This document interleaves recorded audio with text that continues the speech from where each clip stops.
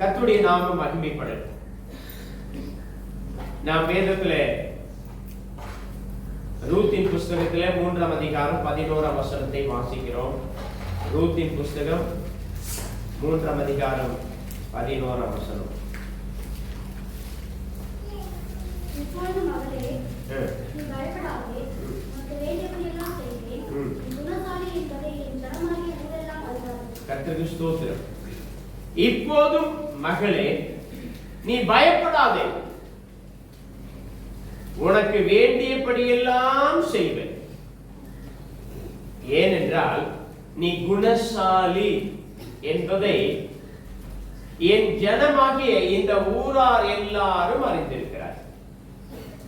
ஆண்டவர் பயப்படாதே, நீ என்ன விரும்புகிறாயோ, என்ன வேண்டிக் கொள்ளுகிறாயோ அதை நான் உனக்கு கொடுப்பேன் என்று சொல்லுகிறவர்,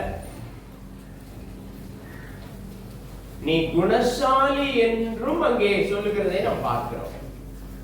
யாருக்கு அவர் கொடுப்பார்? யாரை பயப்படாதே என்று சொல்லுகிறார்? குணசாலியாய் இருக்க வேண்டும். குணசாலி என்று சொல்லும் பொழுது ஆங்கிலத்தில் நிறைய டிரான்ஸ்லேஷன் இருக்கிறது. நோபல் உமன், உன்னதமான பெண். அது ஆணுக்கு அப்படியே போட்டுக்குங்க, உன்னதமான ஆண் என்று போட்டுக்குங்க, அவ்வளவுதான். வர்ச்சுவஸ் உமன், குணசாலியான பெண். அதே வர்ச்சுவஸ்க்கு இன்னொரு டிரான்ஸ்லேஷன் நல் ஒழுக்கம் உள்ள பெண். நல்ல ஒழுக்கம் இருக்கும். அடுத்தது worthy woman, தகுதியான பெண். அடுத்து எக்ஸலன்ஸ் woman, மிக சிறந்த பெண். யாருக்கு ஆண்டவர் இந்த வாக்குத்தத்தத்தை கொடுக்கிறார்? இப்படிப்பட்டவர்களுக்கு தான் கொடுக்கிறார். அக்கிரமம் செஞ்சுக்கிட்டு, அநியாயம் செஞ்சுக்கிட்டு, மற்றவனை கெடுத்துக்கிட்டு, பொய் பேசிக்கிட்டு, கபடாய் நடந்து கொண்டு, சகலவிதமான அருவருப்புகளையும் அசுத்தங்களையும் செய்து கொண்டு, கர்த்தரை அசட்டை பண்ணிவிட்டு, ஆண்டவரே என்னை ஆசீர்வதியும் என்று சொன்னால் ஆண்டவர் செய்ய மாட்டார். ஆண்டவர் உன்னை ஆசீர்வதிக்க வேண்டும் என்று சொல்வாரையானால், நீ விரும்புவாயானால், நீ எப்படி இருக்க வேண்டும்? குணசாலியா இருக்க வேண்டும், நல்வொழுக்கத்தோடு இருக்க வேண்டும். கர்த்தர் உங்களை ஆசீர்வதிப்பதற்கான தகுதி உங்களிலே இருக்க வேண்டும். கர்த்தருடைய நாமம் மகிமைப்படுவதாக. நீ பயப்படாதே. இப்படி நிறைய டிரான்ஸ்லேஷன் இருக்கு. அங்கே பயப்படாதே, நான் உனக்கு வேண்டியபடி எல்லாம் செய்வேன். வேண்டியபடி எல்லாம், நீ என்ன ஆண்டவரிடத்தில் வேண்டிக் கொள்ளுகிறாய் அதெல்லாம் செய்வேன். பயப்படாதே, நீ கேட்பதை எல்லாம் செய்வேன். பயப்படாதே, நீ வேண்டியபடி எல்லாம் செய்வேன். கவலைப்படாதே, உனக்கு தேவையான எல்லாவற்றையும் செய்வேன். பயப்படாதே, நீ என்ன கேட்டாலும் செய்வேன். கவலைப்படாதே, என்ன நீ சொன்னாலும் செய்வேன். இதுக்கு மேல என்ன வேணும்? ஆண்டவர் உங்களுக்கு சொல்ற வார்த்தை, நீ என்ன கேட்டாலும் நான் செய்வேன். நீ என்ன சொன்னாலும் செய்வேன். நீ என்ன விரும்பினாலும் செய்வேன். செக் எடுத்து வெறும் கையெழுத்து மட்டும் போட்டு கொடுத்துடுறார் ஆண்டவர். அந்த செக்ல நீ ஃபில் பண்ணிக்க வேண்டியது உன்னுடைய வேலை. உனக்கு என்ன வேணும்? 2 நாளாகமம் 1ஆம் அதிகாரம் 7ஆம் வசனத்துல, அன்று ராத்திரியில சாலமோன் தேவனுக்கு தரிசனமாகி நீ விரும்புகிறதை என்னிடத்தில் கேள் என்றார். இதை ஆண்டவர் உங்கள் அருகாமையில பக்கத்தில் வந்து நின்று கேட்கிறார், நீ என்ன விரும்புகிறாய்? உனக்கு நான் என்ன செய்ய வேண்டும்?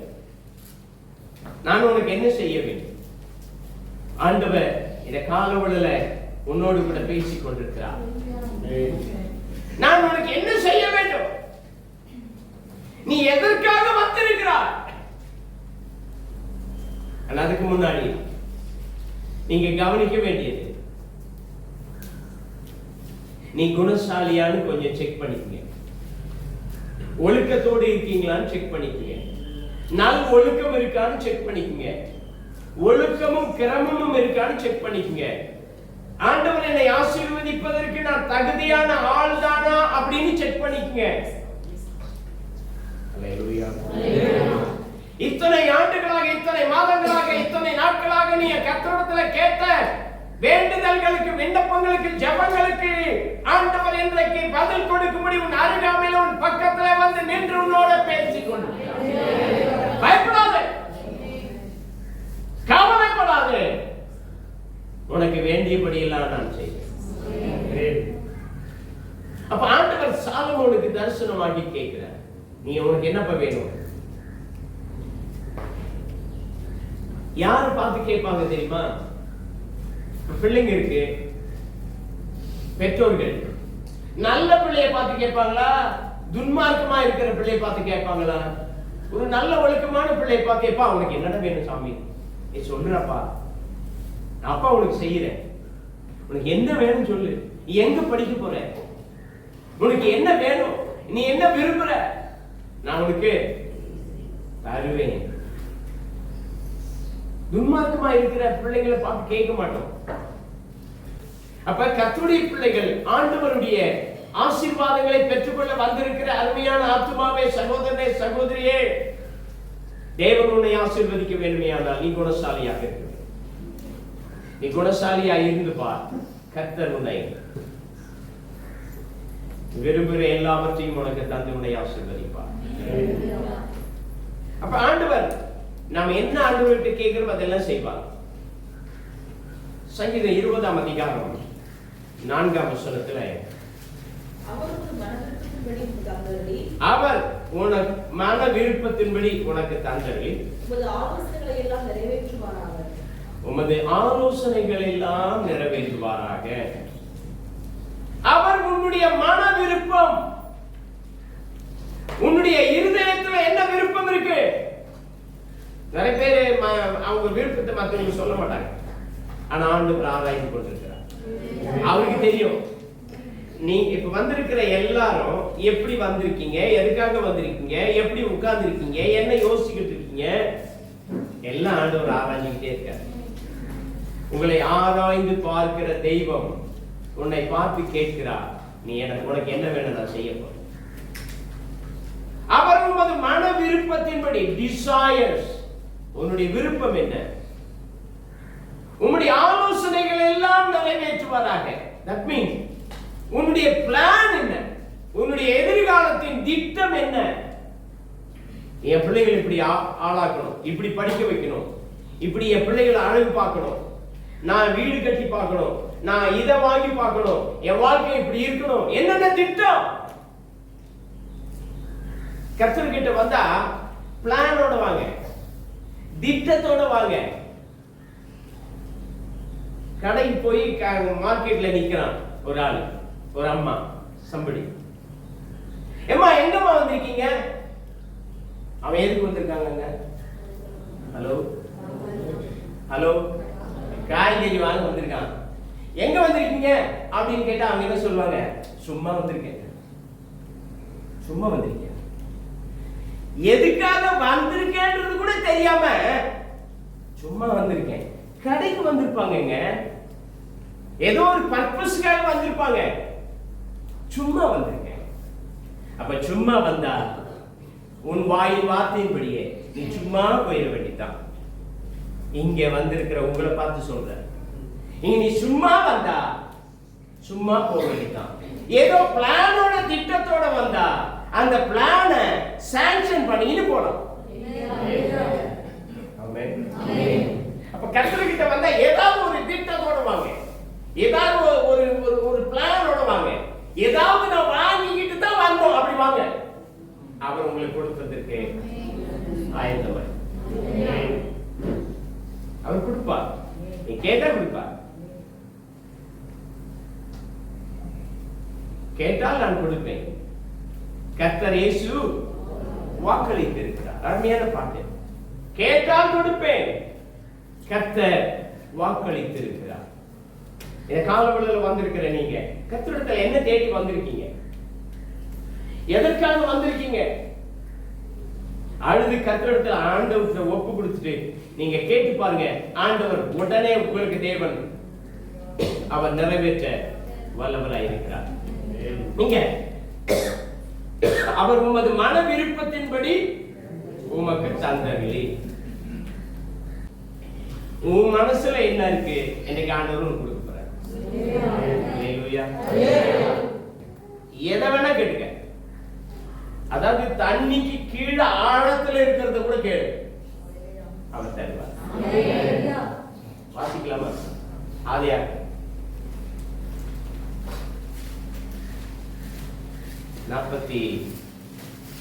49ஆம் அதிகாரம் 25ஆம்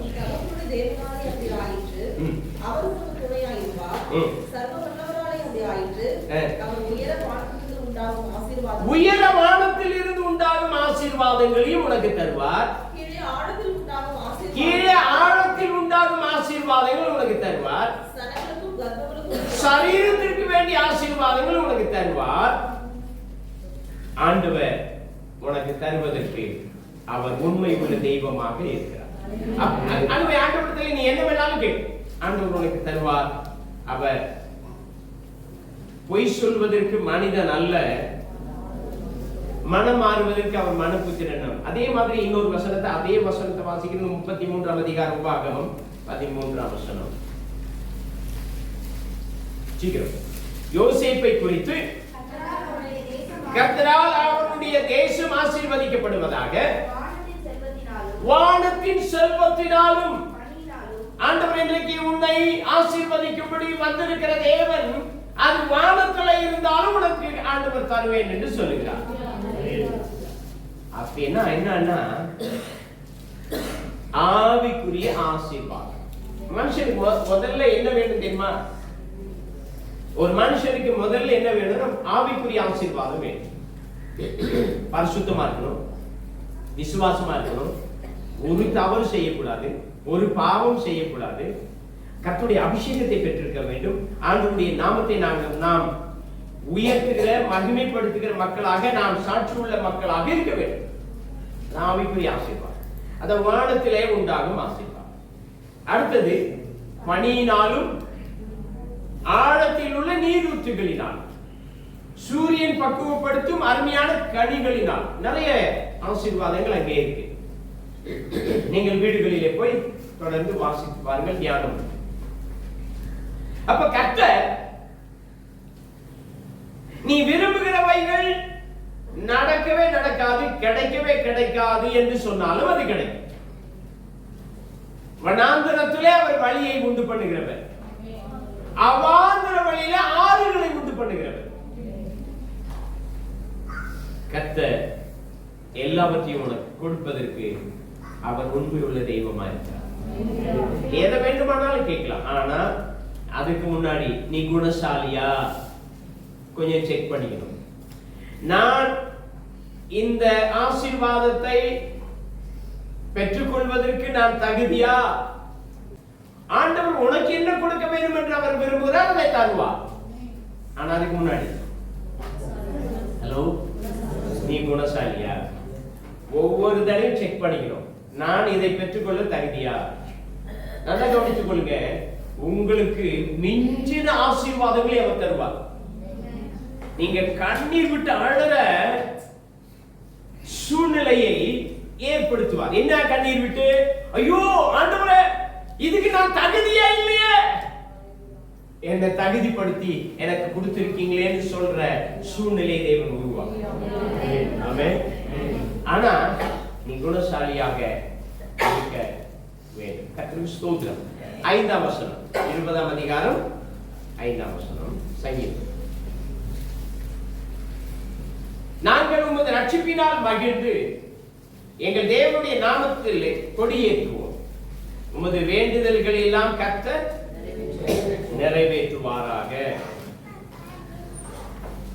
கர்த்தருடைய பிள்ளைகள் நாம் ஜெயம் எடுக்கிறவர்களாக இருக்க வேண்டும். எல்லாவற்றையும் நாம் ஜெயிக்க வேண்டும். நம்முடைய வாழ்க்கையில தோல்வி வரக்கூடாது, தோல்வியே இருக்கக்கூடாது. தோல்வி வரும், ஒரு மனுஷனுக்கு தோல்வி வராது என்று அல்ல, தோல்வி வரும். ஆனால் அந்த தோல்வியை தேவன் ஜெயமாக நமக்கு மாற்றுவார். ஜெய கிறிஸ்து நமக்கு முன்பாக சென்று நமக்கு எல்லாவற்றையும் ஜெயமாக மாற்றுகிற தேவன். ஆகவே இந்த காலவெளியில் வந்திருக்கிற உங்க வாழ்க்கையில ஆண்டவர் சொல்லுகிறார், உமது வேண்டுதல்களை எல்லாம் நிறைவேற்றுவேன். ஆண்டவர்கள் என்ன வேண்டுகிறீங்க? ஆண்டவர்கள் என்ன வேண்டுகிறீங்க? ஒவ்வொரு நாளும் காலையில் எழுந்து என்ன வேண்டுதல்? உன் வேண்டுதல் என்ன? ஆண்டவர் இன்னைக்கு உனக்கு வாக்கு பண்ணுகிறார், நான் அதை நிறைவேற்றுவேன் என்று சொல்லி. இந்த காலவெளியில் வந்திருக்கிற உங்கள் வாழ்க்கையை தேவன் மாற்றி அமைக்க ஆண்டவர் உன்னோடு கூட பேசிக் கொண்டிருக்கிறார். நீ பல நாள் யோசிச்சிருக்கலாம், நான் இப்படியே தான் இருப்பேனா, நான் இப்படியே தான் இருப்பேனா, என்னுடைய வாழ்க்கை மாறாதா, என்னுடைய வாழ்க்கை மாறாதா? ஒவ்வொரு நாளும் யோசிக்கலாம். நீங்க மாறும். அதுக்கு முன்னாடி நீ மாறணும். நீ மாறாமல் ஆண்டவரிடத்துல உன் வாழ்க்கையை மாற்றும் என்று கேட்டால் ஆண்டவர் மாற்றவே மாட்டார். தேவனுடைய ஆசீர்வாதங்களை பெற்றுக்கொள்ள இந்த காலவெளியில் ஆண்டவருக்கு ஒப்பு கொடுத்து பார். உங்கள் தேவனாகிய கர்த்தர் உனக்கு வாக்கு பண்ணி இருக்கிறார், அவர் நிச்சயம் செய்வார். யாரெல்லாம் ஆண்டவரிடத்துல கேட்டாங்க, யாருக்கெல்லாம் ஆண்டவர் செய்திருக்கிறார்? ஒரு 5 வசனத்தை வாசிச்சுட்டு நாம இன்னொரு 15-20 நிமிஷத்துல முடிச்சிடலாம்.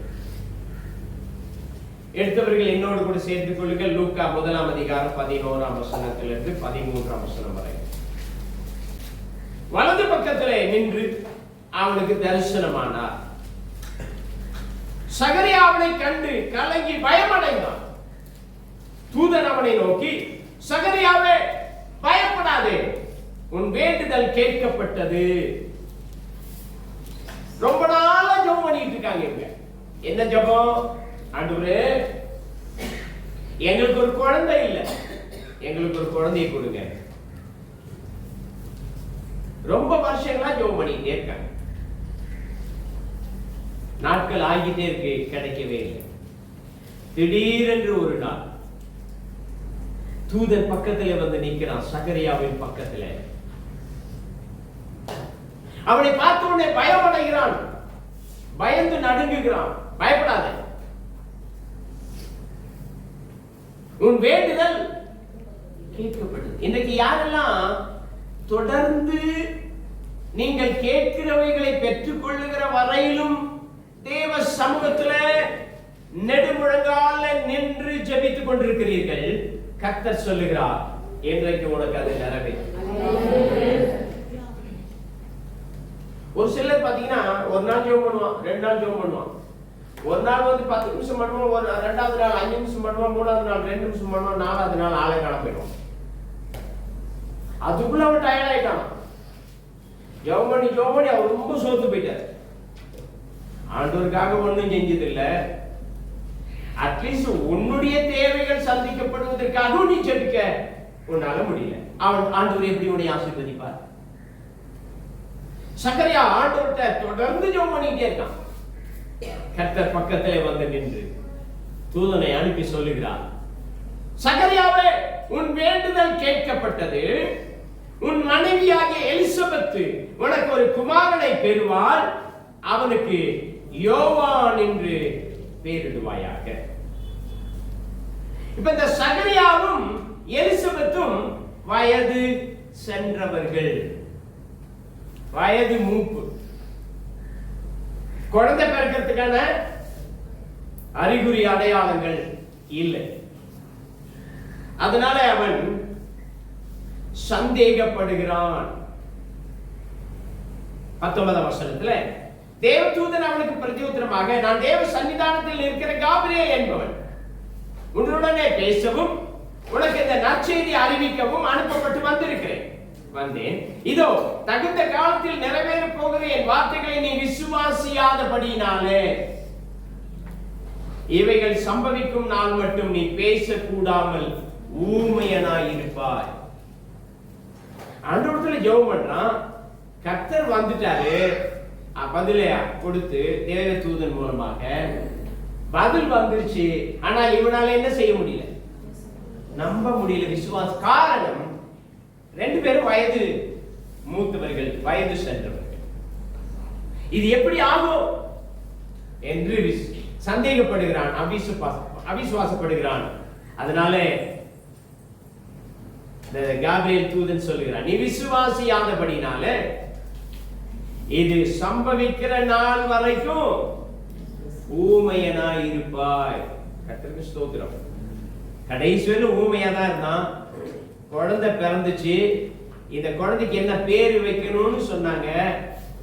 அப்ப அப்பா கிட்ட கேட்கலாமே அப்படின்னு கேட்கும் பொழுது அவன் பேச்சு கிடையாது. யோவான் என்று பெயர் எழுதி கொடுத்தான். வாய் கட்டவிழ்க்கப்பட்டது. அல்லேலூயா. அப்ப கர்த்தருடைய பிள்ளைகள், நாம் ஆண்டவரிடத்தில் கேட்கிறவைகளை நாம் பெற்றுக்கொள்ள முடியும். நீங்க என்ன பண்ணக்கூடாது, அவிசுவாசப்படக்கூடாது, அவ நம்பிக்கை இருக்கக்கூடாது. நான் ஆண்டவரிடத்தில் கேட்டுட்டேன், நான் ஆண்டவரிடத்தில் சொல்லிட்டேன், அவர் எனக்கு பதில் தருவார், நிச்சய பதில் உண்டு.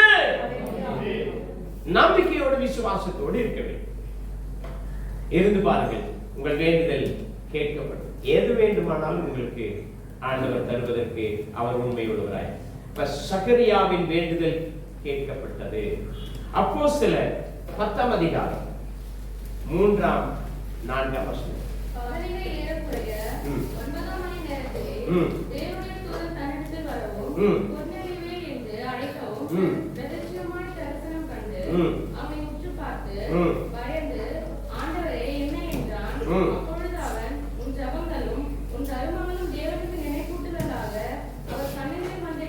கர்த்தருக்கு ஸ்தோத்திரம். இப்ப இன்னொரு மனுஷன் கொர்நேலியு என்பவன் ஜெபம் பண்ணிக்கிட்டே இருக்கான். அவன் புறதேசத்தான், புறஜாதியான். ஆண்டவருக்கு அவனுக்கு சம்பந்தமே இல்லை, யூத குலம் கிடையாது. ஒரு பெரிய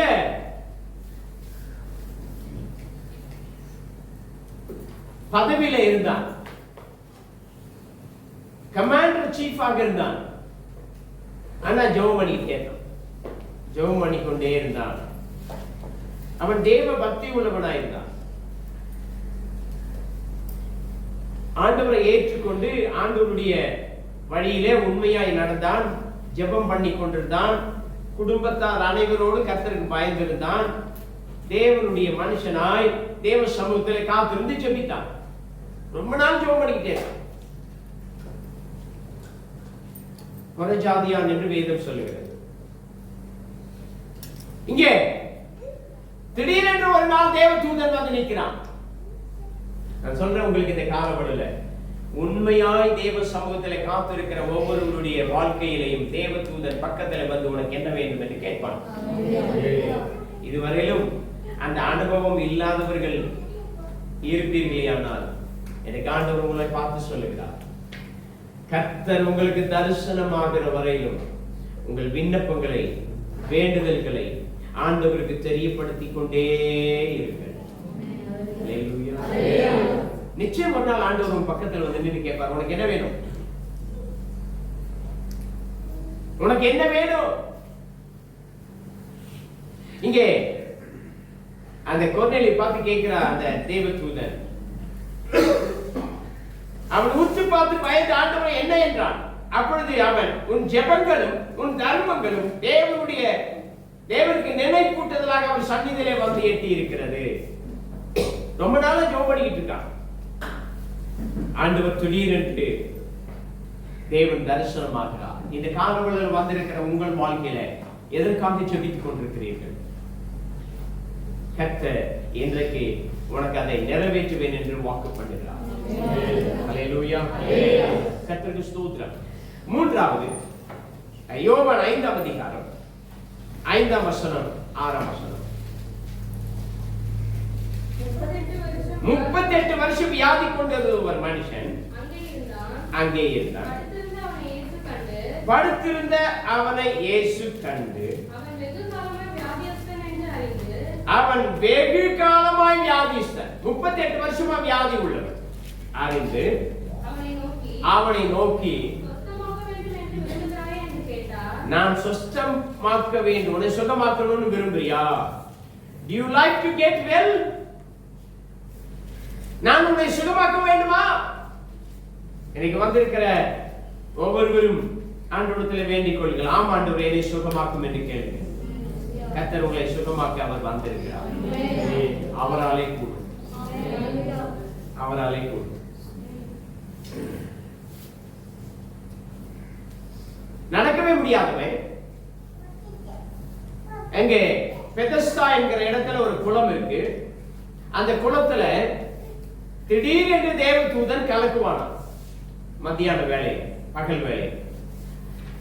அப்பொழுது முதல்ல யாரு அந்த குளத்துல அந்த தண்ணியில கால் வைக்கிறானோ அவன் எப்பேற்பட்ட வியாதியஸ்தனா இருந்தாலும் சுகமாகி விடுவான். அதனால இவன் அதை பெற்றுக்கொள்ள வேண்டும் என்று 38 வருஷமா படுத்திருக்கான். இவனுக்கு சுகம் கிடைக்கல. காரணம் என்னன்னா, முதல்ல யாரு கால் வைக்கிறானோ அந்த தண்ணியை தொடுறானோ அவனுக்கு சுகம் கிடைக்கும், ரெண்டாவது பண்றவனுக்கு கிடைக்காது. அப்போ இவனால நடக்க முடியாததுனால என்ன செய்ய முடியல, சுகத்தை பெற்றுக்கொள்ள முடியும். ஆனாலும் இவன் எப்படி படுத்திருக்கிறான் அங்கே, என்றாவது ஒரு நாள் எனக்கு விடுதலை கிடைக்கும், என்றாவது ஒரு நாள் நான் சுகமாக்கப்படுவேன், என்றாவது ஒரு நாள் ஆண்டவர் என்னை சுகமாக்குவார். விசுவாசத்தோட படுத்திருக்கிறான், விசுவாசத்தோட படுத்திருக்கிறான். அந்த சந்தர்ப்பத்துல தான் ஆண்டவர் அவன் பக்கத்துல வந்து நிற்கிறார். ஏம்மா சோர்ந்து போயிட்டியா? 38 வருஷம்ன்றது சாதாரண விஷயம் இல்லை. வாழ்க்கையில பாதிக்கு மேல 38 76 வயசு. 76 வயசுல ஒரு ஆல்மோஸ்ட், ஒரு சிலர் தான் இருப்பாங்க, எல்லாம் ஆல்மோஸ்ட் போயிருது. அப்ப வாழ்க்கையில பாதி ஆயுசு வரைக்கும் அவன் காத்து இருக்கிறான். என்றைக்காவது எனக்கு ஒரு நாள் அற்புதம் நடக்கும், சுகமாக்கப்படுவேன் என்று. நீ எவ்வளவு நாள் காத்திருக்கிற? எவ்வளவு நாள் ஒரு காரியத்துக்காக செபித்து காத்து கொண்டிருக்கிறார்? எவ்வளவு நாள் காத்துக் கொண்டிருக்கிறார்? இந்த 38 வருஷம் வியாதியா இருந்த மனுஷனை நினைத்துக்கொள். ஆண்டவர் பக்கத்தில் வந்து நின்று, அப்பாடா உனக்கு என்ன செய்யணும், நான் உனக்கு என்ன செய்ய வேண்டும்? உன்னுடைய வேண்டுதல் கேட்கப்பட்டது. உன்னுடைய இருதயத்தின் விருப்பம், ஹார்ட் டிசைர், உனக்கு இன்னைக்கு நான் நிறைவேற்றும்படி வந்திருக்கிறேன். உனக்கு என்ன வேணும்? அப்ப கூட என்ன வேணும்னு கேட்கிறார், கவனிச்சீங்களா? அவனுக்கு என்ன வேணும்? இது எல்லாருக்குமே தெரியுமே. அவனுக்கு சுகம் வேணும்ன்றது எல்லாருக்கும் தெரியும். ஆனா கர்த்தர் ஏன் கேட்கிறாரு? அவன் வாயிலிருந்து வரணும், அவன் சொல்லணும், அவன் அறிக்கையிடணும், ஆண்டவரே என்னை சுகமாக்கும் என்று கேட்கணும். அப்பதான் ஆண்டவர் சுகமாக்குவார். என் மனசுல இருக்கிறதெல்லாம் கொடுத்துருங்க அப்படின்னு ஸ்வீட் கடையில போயிட்டு ஸ்வீட் ஸ்டால்ல போய் நின்று கேட்டா கொடுத்துருவானா? என் மனசுல என்னென்ன இருக்கோ அதெல்லாம் பேக் பண்ணுங்கன்னா எப்படி கட்டிடுவான்? நீ வாயக்காரன்னு சொல்லணும், 1 கிலோ ஸ்வீட் கொடு, 1 கிலோ அதை கொடு, 1 கிலோ இதை கொடு, மிக்சரை கொடு, அதை கொடுன்னு சொன்னாதான் கொடுப்பான். என் மனசுல இருக்கு. நீங்க உங்க மனசுல ரொம்ப அன்பா இருக்கிறீங்க, ஒருத்தருக்கு ஒருத்தர், கணவனுக்கு மனைவி, மனைவிக்கு கணவன், பிள்ளைகளுக்கு பெற்றோர், ரொம்ப அன்பா உள்ள இருக்கீங்க. அதை எப்படி காட்டணும்? கிரியல் வெளியே காட்டு, வாயை திறந்து சொல்லு, இல்ல கிரியல சொல்லு. அப்பதான் அந்த அன்பு வெளிப்படும். உள்ளவே வச்சுக்காத. உள்ள வச்சு என்ன பண்ண முடியும்? கர்த்தருடைய பிள்ளைகள் ஆண்டவரிடத்துல கேட்கணும், ஆண்டவரே என்னை சுகமாக்கும், என்னை விடுதலையாக்கும், என்னை ஆசீர்வதியும், என்னை கடலிலிருந்து விடுதலையாக்கும், என்னுடைய கஷ்டத்திலிருந்து விடுதலையாக்கும், என்னுடைய வியாதியிலிருந்து விடுதலையாக்கும், என்னை சுகமாக்கும் என்று கேட்டால் ஆண்டவர் கிடைக்கும், கொடுப்பார். கர்த்தருடைய நாமம் மகிமைப்படுவதா? அப்ப அந்த நடக்க முடியாமல் இருந்ததான் அந்த மனுஷனை கர்த்தர் சுகமாக்கின தெய்வம். அவனுடைய வேண்டுதலை, விண்ணப்பத்தை கேட்ட தெய்வம். எனக்கு வந்திருக்கிற உங்களுடைய ஒவ்வொருடைய வேண்டுதலை கர்த்தர் கேட்டு அப்படியே செய்வாராக. 1 சாமுவேல் 1 அதிகாரம் 26 வசனம்.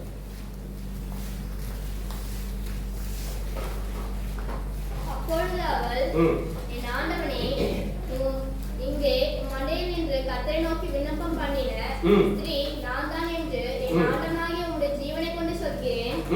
இந்த பிள்ளைக்காக விண்ணப்பம் பண்ணினேன்.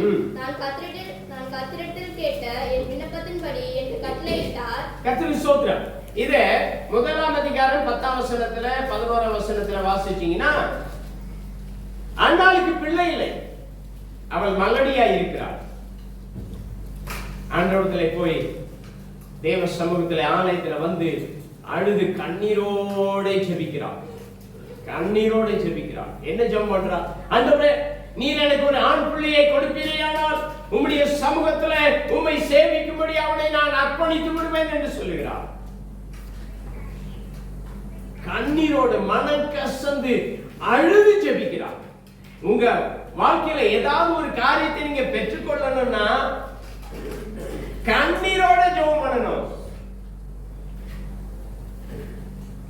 மனம் கசந்து ஜெபம் பண்ணணும். அப்படின்னா என்ன மனம் கசந்து என்றா, ஏதாவது தப்பு செஞ்சீங்களா, பாவம் செஞ்சீங்களா, ஆண்டவருக்கு பிரியமில்லாத காரியத்தை செஞ்சீங்களா, ஆண்டவரத்துல ஒப்பு கொடுத்து மனம் கசந்து அழணும். ஐயோ, பேதுரு மனம் கசந்து அழுதான்.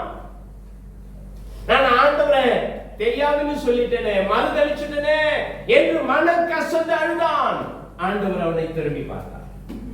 இந்த காலவெளியில் வந்திருக்கிறவங்க எல்லாம் நீதிமான் இல்லைங்க, யாருமே எல்லாரும் பாவம் செய்கிறவர்கள் என்று வேதம் சொல்லுது. அதனால ஆண்டவரத்துல, ஆண்டவரே என்னுடைய பாவத்திலிருந்து என்னை விடுதலையாக்கும், நான் தெரிஞ்சோ தெரியாம ஏதாவது செஞ்சிருந்தா என்ன மன்னிச்சிருங்க. ஆண்டவரத்துல ஜெபம் பண்றதுக்கு முன்னாடி நீங்க மன்னிப்பு கேட்டுட்டு தான் நீங்க ஜெபம் பண்ண ஆரம்பிக்கணும். ஆண்டவரே நான் ஒரு நீதிமான் அப்படின்னு நீங்க ஆரம்பிச்சீங்கன்னா உங்களை தூக்கி குப்பையில போட்டு வராங்க.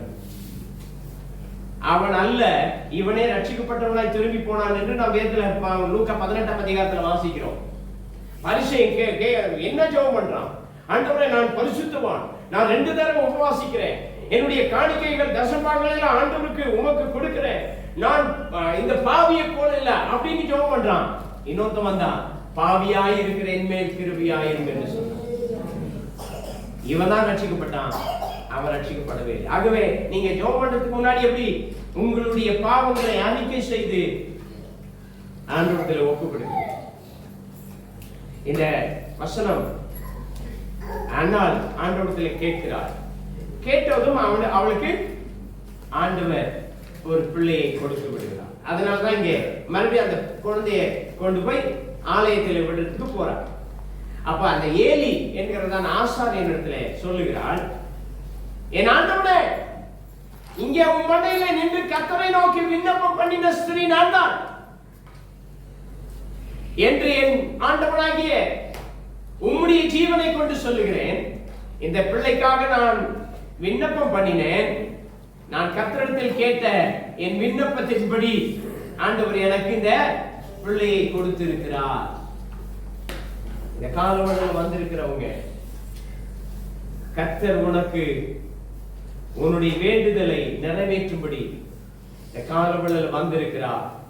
உன் வேண்டுதல் கேட்கப்பட்டது. It has done. முடிஞ்சிருச்சு. இதுக்கு அப்புறம் இல்லைங்க, முடிஞ்சு போச்சு. உன்னுடைய வேண்டுதல் கேட்கப்பட்டது என்று கர்த்தர் வாக்கு பண்ணுகிறார்.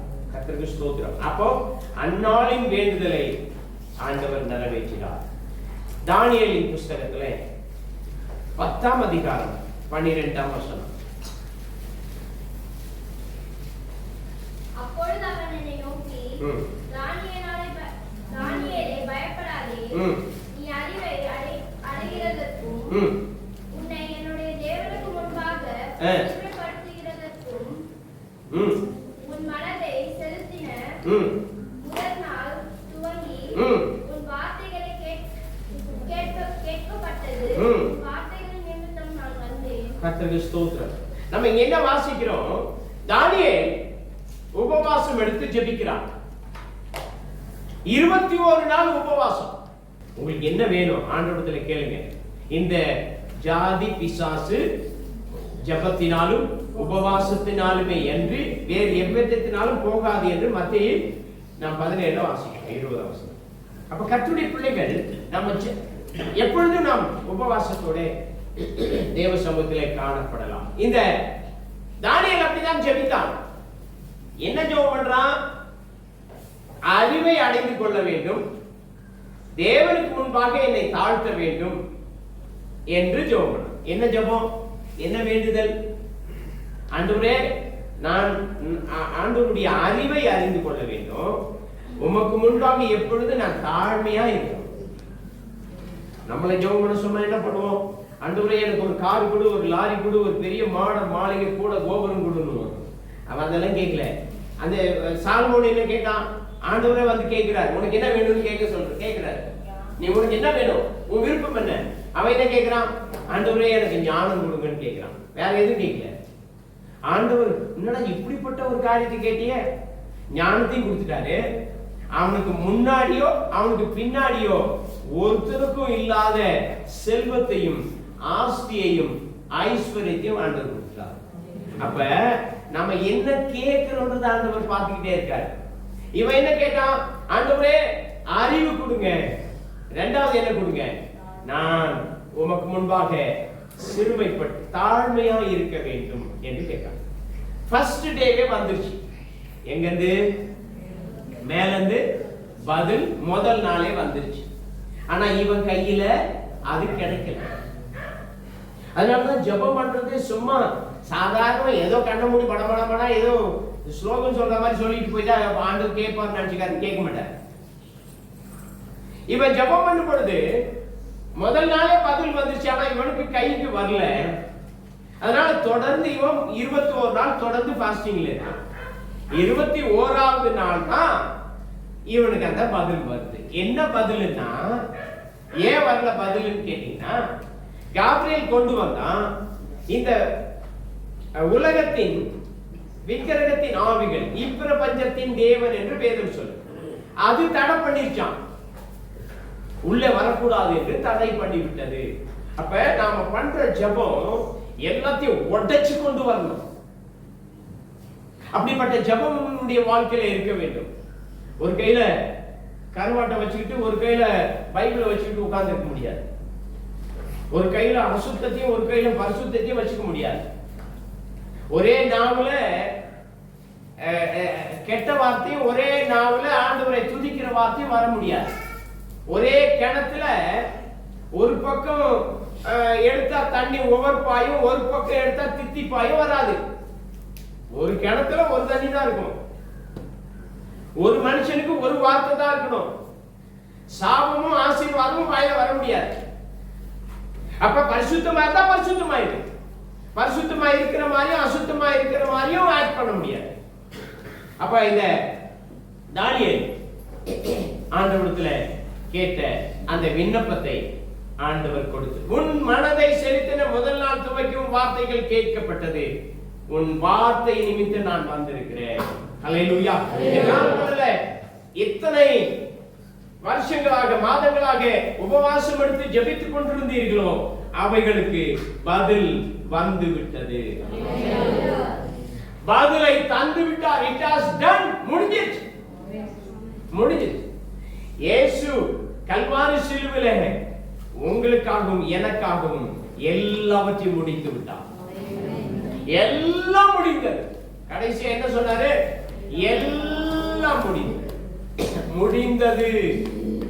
கர்த்தருடைய பிள்ளைகள் இந்த காலவெளியில விசுவாசத்தோட உட்கார்ந்துருங்க. நான் கேட்ட, நான் விண்ணப்பித்த, நான் உபவாசம் எடுத்து ஜெபித்த எல்லா விண்ணப்பங்களுக்கும் பதிலை பெற்றுக்கொண்டேன். நன்றியுள்ள இருதயத்தோடு உட்கார்ந்துருங்க. இனி ஒரு சாத்தானின் சக்திகளும் மந்திரமோ தந்திரமோ ஏவலோ செய்வினையோ வெள்ளி சுனிமோ ஒன்றும் உன்னை தொடாது, உன்னை தடுக்காது, உன்னை ஒன்றும் செய்ய முடியாது. இஸ்ரவேலுக்கு விரோதமான குறி சொல்லுதல் இல்லை, யாக்கோபுக்கு விரோதமான மந்திரவாதம் இல்லை. ஆமென். ஹல்லேலூயா. கர்த்தர் இந்த காலவெளியில உங்களுடைய விருப்பத்தை வாஞ்சையை நிறைவேற்றுவாராக. கடைசியாக நான் ஒன்றை சொல்லி முடிக்கிறேன். 1 ராஜாக்கள் 18ஆம் அதிகாரம் 37, 38, 39. கர்த்தாவே நீ தேவனாகிய கர்த்தர் என்றும் தேவரீர் தங்கள் இருதயத்தை மறுபடியும் திருப்பினீர் என்றும் இந்த ஜனங்கள் அறியும்படிக்கு என்னை கேட்டலும் என்றார். அப்புறம் படிக்கலாம். எலியா பாகால் தீர்க்கதரிசிகளோட சவால் விடுறான். பாகால் தெய்வமானால் பாகாலை பின்பற்றுங்கள். கர்த்தர் தெய்வமானால் கர்த்தரை பின்பற்றுங்கள். அப்போ நாம் ஒரு சேலஞ்ச் எடுத்துக்கொள்வோம். ஒரு காளையை வெட்டி நீங்கள் ஆராதிக்கிற கும்பிடுற அந்த தெய்வத்தை நோக்கி கூப்பிடுங்கள். அந்த தெய்வம் நீங்கள் வைத்த அந்த காளையை அக்கினியிலே அப்படியே எடுத்துக்கொள்ளுமையானால் நீ வணங்குகிற தெய்வத்தை நான் வணங்குவேன், இல்லை என்றால் நான் அடுத்து செய்கிறேன் என்று சொல்லி சேலஞ்ச் பண்றார். ஆனால் ஒன்றும் நடக்கவில்லை. அடுத்த டர்ன் எலியா செய்கிறான். ஒரு காளையை துண்டித்து பலிபீடத்தின் மேல் வைத்து சுற்றிலும் தண்ணீரை ஊற்றி கற்களின் மேலே அவைகளை வைத்து அடுக்கி ஆண்டவரை நோக்கி கூப்பிடுகிறார். எவ்வளவு நேரம் கூப்பிட்டான்? என்ன என்ன ஜெபம் பாருங்க. கர்த்தாவே, நீ தேவனாகிய கர்த்தர் என்றும் தேவரீர் தங்கள் இருதயத்தை மறுபடியும் திருப்பினீர் என்றும் இந்த ஜனங்கள் அறியும்படிக்கு என்னை கேட்டருளும், என்னை கேட்டருளும். எவ்வளவு நேரம் ஆச்சு? ஒரு நிமிஷம் கூட ஆயிரம். 1 மினிட் வச்சு ஒரே ஒரு நிமிஷம் கேட்ட ஜபத்திற்கு ஆண்டவர் பதில் கொடுக்கிறார். இங்க வந்திருக்கிறவர்கள் அப்படிப்பட்ட தகுதி உள்ளவர்களாக நீங்கள் மாற வேண்டும். அப்படியானால் நீங்க எப்படி இருக்கணும்? எப்படி இருக்கணும்? எப்படி இருக்கணும்? குணசாலியாக இருக்க வேண்டும். குணசாலியா இருக்க. அப்பொழுது கர்த்தரிடத்திலிருந்து அக்கினி இறங்கி அந்த சர்வாங்க தகன பலியையும் விறகுகளையும் கற்களையும் மண்ணையும் பட்சித்து வாய்க்காலில் இருந்த தண்ணீரையும் நக்கி போட்டது. எங்க வந்தது பதிலு? அக்கினியிலே உத்தரவு வந்துச்சு. அக்கினியிலே உத்தரவு அருளுகிற தெய்வமே தெய்வம் என்று சொன்னானே எலியா. ஒரு நிமிஷம் ஜெபம் பண்ணா, மேலே இருந்து உத்தரவு வந்துச்சு. அக்கினியிலே உத்தரவு வந்துச்சு. இந்த காலவெளியில வந்திருக்கிற உங்க வாழ்க்கையில ஆண்டவரத்துல என்ன கேட்க போறீங்க? இவன் கேட்டான், ஆண்டவரே, ஒருவேளை இதுவரையில நீங்கள் கேட்டு பெற்றுக் கொள்ளாதவைகள் இருக்குமே, ஆனால் இன்றைக்கு ஆண்டவரத்துல கேளுங்க. ஆண்டவர் ஓப்பனாக பகிரங்கமாக உங்களை பார்த்து என்னை கேட்கிறார். உன்னுடைய வேண்டுதல் என்ன? எலியாவை போல் கேட்க வேண்டுமா? வானத்திலிருந்து அக்கினி இறங்கி உன்னுடைய வேண்டுதல்களுக்கு பதில் தரும். உன்னுடைய ஜெபத்திற்கு பதில் தரும்படி கர்த்தர் பரிசுத்த ஆவியானவர் அக்கினியாய் இறங்கி கிரியை செய்து கொண்டிருக்கிறார். நீங்கள் ஆவியிலே இருப்பீர்கள் என்றால் அந்த அக்கினியாய் இருக்கிற தெய்வத்தை உங்களால் பார்க்க முடியும். நீங்கள் ஆவியிலே இல்லாவிட்டால், மாம்சத்துல இருந்தால், உங்க மாம்சத்துல இந்த சுகம் தெரியும், இந்த ஃபேன் தெரியும், இந்த பார்க்கிறவைகள் மட்டும்தான் தெரியும். ஆவியானவர் உங்களுக்கு தெரிய மாட்டார். கர்த்தருடைய பிள்ளைகள் ஆவியிலே உட்கார்ந்து ஆவியிலே தியானம் பண்ணி கொண்டிருங்கள். பரிசுத்த ஆவியானவர் உன் பக்கத்துல, உன் மத்தியில, இந்த ஆலயத்துக்குள்ள உலாவிக் கொண்டிருக்கிறதை உங்களால் பார்க்க முடியும். நீங்கள் கேட்கிறவைகளை கர்த்தர் இன்றைக்கு கொடுக்கும்படி ஆண்டவர் வந்திருக்கிறார். கேட்டு பெற்றுக் கொள்ளுங்கள். எலியாவின் வேண்டுதல் கேட்கப்பட்டது. 39ஆம் வசனத்துல ஜனங்கள் எல்லாரும் இதை கண்டபோது முகம் குப்புற விழுந்து கர்த்தரே தெய்வம், கர்த்தரே தெய்வம் என்று சொன்னார். உன் மூலமாக கர்த்தர் செய்கிற காரியங்களை இந்த உலகம் பார்க்கும் பொழுது கர்த்தர் தான் தெய்வம் என்று சொல்லக்கூடிய சூழ்நிலையை நீ உருவாக்கி கொடுக்கும்படி உனக்குள்ளே கர்த்தருடைய கிரியைகள் காணப்பட வேண்டும். அவங்கள மாதிரி ஒரு கிறிஸ்தவங்களை நான் பார்க்கலையே அப்படின்னு உங்களை பார்த்து சொல்லணும்.